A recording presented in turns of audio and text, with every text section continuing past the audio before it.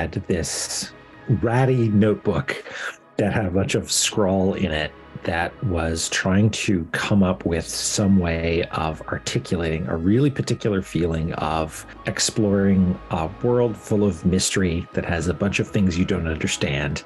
Tunic was an attempt to try and hone in on that feeling and build something that generated it. The aesthetic of the game was extremely simple, very low poly, an isometric world that was mostly lit via bounced lighting. That was a challenge because as my skills developed and I became more comfortable with modeling and adding detail to the world, I started adding visual noise to the environment. And this all added an amount of visual density that was sort of at odds with just broad, flat surfaces. And the challenge ended up being balancing those two things. Andrew sent us some very early builds, and he claimed that he was going to be throwing away everything in the build, just getting some ideas on the page. We played it for like 6 hours, so we were very quickly taken with this project. We tried to get involved as soon as possible. We made a little pitch video, and yeah, it seemed like a pretty good match overall. When we were first getting to know one another, Kevin sent over an audio treatment in which he revealed that he had completely figured out the game's internal glyph language. It was at that point that I knew we're on the same page with this. And I recall a very early conversation with Andrew where he was saying for the design of the project, he would love if players would look at anything in the game and think, does that mean something? Is that a secret? When I see Andrew going for that, I think, well, how can we now extend that into the Sonic environment? Kevin's talked at length about an entire second secret language hidden in the sound of the game. We say, hey, here's this musical motif, and this is a word, or this is a phrase, and this is going to be our foundation for the music for this area.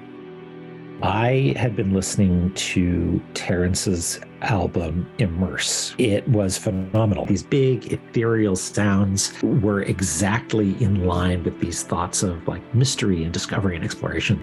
And one of the first things that I did was reach out and say, would you like to make a soundtrack for this thing? I met him at GDC.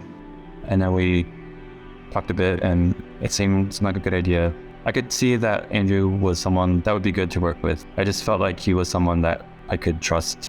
We had a very early conversation, Terrence and I said, I think that we need to be informing the music with these words and phrases as opposed to coming back to it later on. Is that going to be okay with you? And he's like, yeah, that makes complete sense design-wise. I think we just have to. So let's do it. And he was just on board entirely. I would like make one track a month. But during that time, I had been collaborating with Janice on other music, and a lot of things led to another, and we got married. And during that time, we were making more music together, and Janice was saying how much I was like struggling, and so she started helping out. Janice started working on the game as well, and that added a whole new dimension to all of the sounds. By the time I was working on it, there wasn't much time left. I didn't really see much of the game. There was a little bit of blindness going into it that would kind of add to the sort of otherworldly, mysterious sort of vibe. So much about Tunic was about like the spaces you're in. The music kind of needed to highlight like you're just a fox in these mysterious places, and the places themselves are the things filled with mystery, and you're just there to figure out what's going on in there. I just did whatever I could to imagine what that mystery would be and what that would feel like.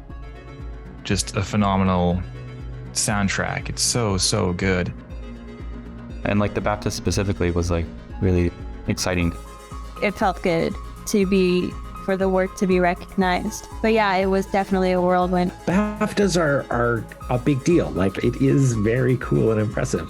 The fact that we received the nomination for audio, was like, of course, it's amazing. But yeah, to win debut and to be up there with Andrew and crew was not an experience I will soon forget.